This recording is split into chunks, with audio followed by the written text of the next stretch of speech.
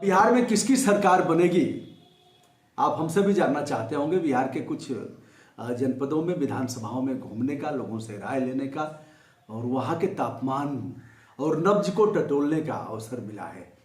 दोस्तों, जो मैंने देखा है उसे बता रहा हूँ। कल तीसरे चरण का चुनाव संपन्न हो गया। छिटपुट घटनाओं के बीच तीनों चरण का चुनाव संपन्न हुआ। 10 को मतपेटी से किसकी जीत होगी, कौन पराजित होगा और कौन विजय श्री हासिल करेगा, यह आप सभी देख सकेंगे। दोस्तों, जो मैंने अनुभव किया है उसे साझा कर रहा हूँ।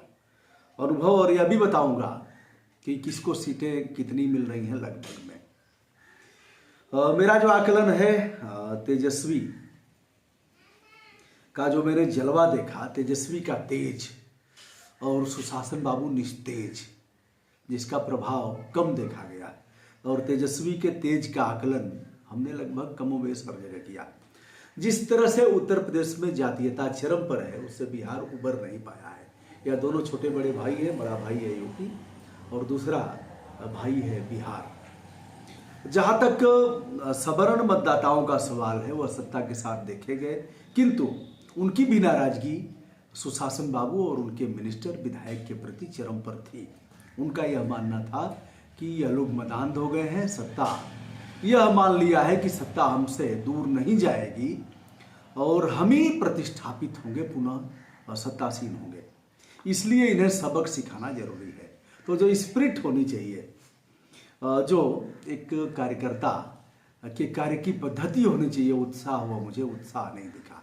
कार्यकर्ता उत्साह विहीन देखे गए। वहीं तेजस्वी की पार्टी यानी महागठबंधन के जो भी प्रत्याशी थे, जो भी कार्यकर्ता थे, उनको हमने चारों तरफ उत्साह में देखा। घूमते हुए रैलियों में उनका उत्साह देखा, बात करते हुए, अकेले भी झंडा लगा करके, अकेले एक लेकर के मोबाइल में भी तेजस्वी का गाना लगा करके बजा रहे हैं। ऐसा आपने वीडियो में भी अदा कदा हमने दिखाया।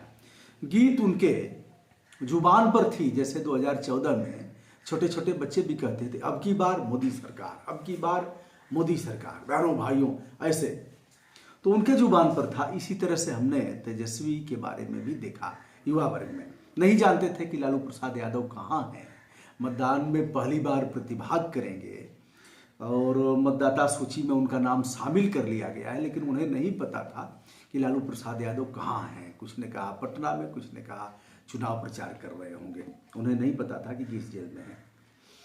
तो यह रहा महागठबंधन का। मुझे जो लग रहा है कि 125 सीटों से कम महागठबंधन को नहीं मिलेगा, 125 प्लस हो सकता है। शेष एनडीए के पाले में जाएंगी, 110-12 जो भी सीटें जाएं, 100 से आगे जो भी जाए मुझे नहीं पता। लेकिन जो मैंने, और जहाँ तक लोक जनशक्ति पार्टी का सवाल है, तो वह उनकी पार्टी के वही प्रत्याशी जीतेंगे जो जिनका प्रभाव कुछ रहा हो, और वो अपने प्रभाव का इस्तेमाल करके, और इनका प्रवाह तो नहीं रहा इस चुनाव में, लेकिन उनका प्रभाव और इनका आंशिक प्रवाह दोनों मिलकर के उनकी गाड़ी निकल सकती है। या गिनती के हो सकते हैं, 5 हो सकते हैं, 4 हो सकते हैं, 6 हो सकते हैं, इससे अधिक तो मुझे नहीं लगता। और यह वही जीतेंगे जिनका प्रभाव रहा है, वही जीतेंगे जो कभी जनप्रतिनिधि रहे होंगे और क्षेत्र में उनकी पकड़ रही होगी। दोस्तों, जहाँ तक गांव में जाकर हमने देखा, जातीयता की बात जहाँ तक बता रहा हूँ, सवर्ण मतदाता अभी भी इनके साथ थे, एनडीए के साथ, लेकिन उनका जो मैंने बताया कि इनको गरिया भी रहे थे। यह भी कह रहे थे, कई जगह हमने देखा कि यार ये तो बात सुनता ही नहीं, नीतीश कुमार अपनी ही जोतता है, और हम लोग कहना भी चाहते हैं तो कोई सुनने वाला नहीं है। इनके मिनिस्टर भी मदान्ध हैं, इनके विधायक भी कुछ। इनका खेल वो अभी बिगाड़ेंगे जिन्हें टिकट नहीं मिल पाया है। इसका भी जगह जगह प्रभाव देखने को मिला है, क्योंकि जिनका अच्छा प्रभाव था उनको टिकट नहीं दिया गया। कुछ ऐसे लोगों को, जहाँ तक गुंडा मवाली तस्कर और ऐसे अराजक तत्वों की बात है जो दागी हैं, सुप्रीम कोर्ट और इलेक्शन कमीशन के बार बार हिदायत और बड़े निश्चय के बाद भी इन लोगों ने, किसी दल ने उससे परहेज नहीं किया।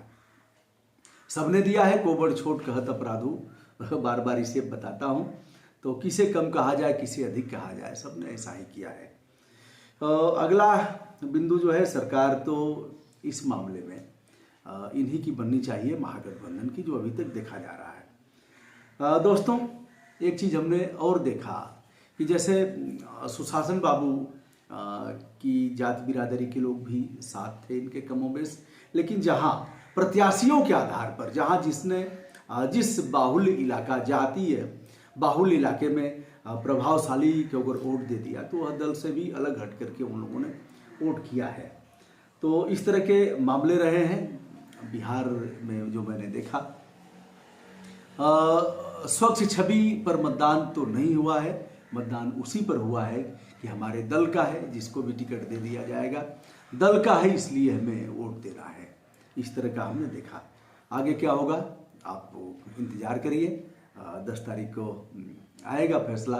लेकिन एक चीज कहना चाहूँगा, बिहार में हमने जागरूकता भी देखी। अंतिम बात कह करके अपनी वाणी को विराम दूंगा कि जिस तरह लोग निराश थे, सुशासन बाबू का एक और भाषण है जिसे मैं इसमें उल्लिखित करना चाहूँगा। एक जनसभा में, अंतिम दौर की जनसभा में उन्होंने कहा कि यह हमारी अंतिम जनसभा है और अंतिम चुनाव है। तो यह हताशा का परिचय है। एक तो एज हो गई है, अब इस एज में आदमी उतना काम नहीं कर पाएगा, लेकिन 15 साल का लगभग वो अनुभव, 15 साल में अब रोज तो आदमी ऊर्जा के साथ नहीं उठ पाएगा।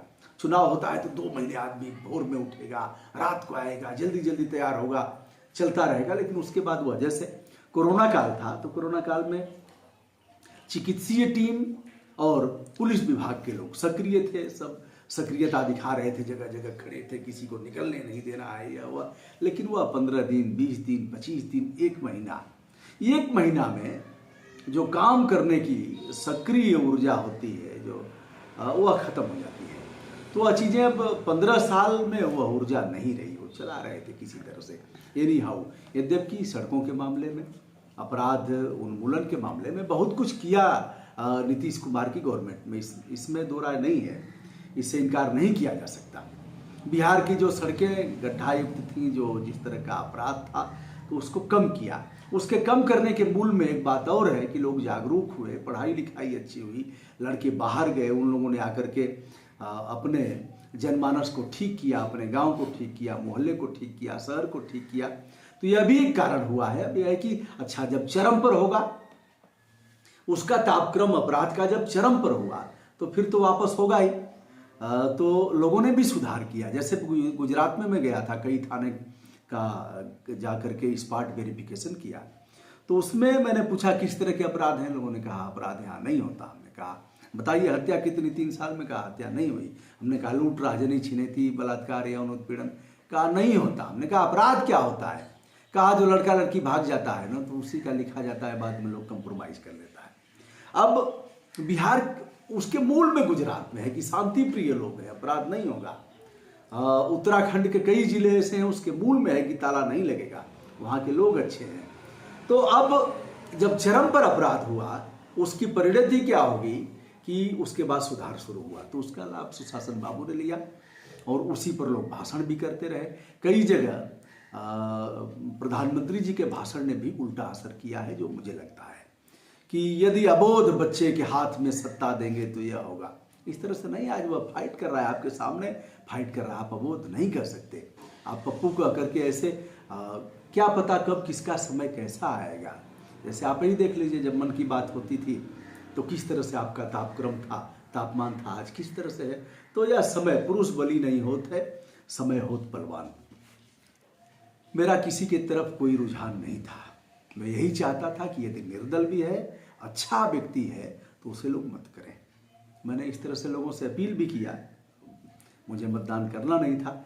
एक चीज़ मैंने यह भी देखा कि जो चिढ़, जैसे कई जगह लोगों ने नारे लगाए, मुख्यमंत्री आदित्यनाथ योगी जी गए तो उनके खिलाफ भी नारे लगे। चलिए, उसका असर हो सकता है कि तेजस्वी के प्रति इतना अगाध प्रेम और चढ़ गया है, सर पर चढ़ के बोल रहा है कि जैसे हम लोग चुनाव लड़ते थे, हम बोलने नहीं देते थे। आज तक आया था, मैं भी डायस पर खड़ा था, भाजपा के प्रत्याशी थे, अन्य प्रत्याशी थे। जब हमारे बोलने का नंबर आया, मोदी मोदी मोदी, मतलब इन खराब कहते कहते रुक जा रहा हूं। मैंने कहा पूरी बात सुनो।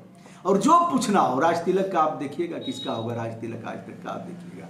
जब मैंने ताल ठोक के कहा जो पूछना हो पूछो, मैंने काम किया है यार, मनोज सिन्हा से अधिक काम किया था, कहीं नहीं टिकने वाले थे। अब अलग बात है कि किसको मिलेगा। बहरहाल तो वह बोलने नहीं देते थे। ऐसे ही उसकी प्रतिक्रिया हुई, कई जगह प्रधानमंत्री जी के सभा में ऐसा हुआ, योगी आदित्यनाथ जी के सभा में हुआ, नीतीश कुमार के सभा में हुआ। तो यह सब होता है, क्रिया के खिलाफ प्रतिक्रिया होती है, उसके विरुद्ध प्रतिक्रिया होगी। तो मैंने जो देखा कई जगह सुशासन बाबू से अधिक चिढ़ प्रधानमंत्री जी के लिए थी। वहाँ जैसे ही नाम लेते थे कई जगह वैसे ही इनके खिलाफ लोगों का था कि अरे ऐसे।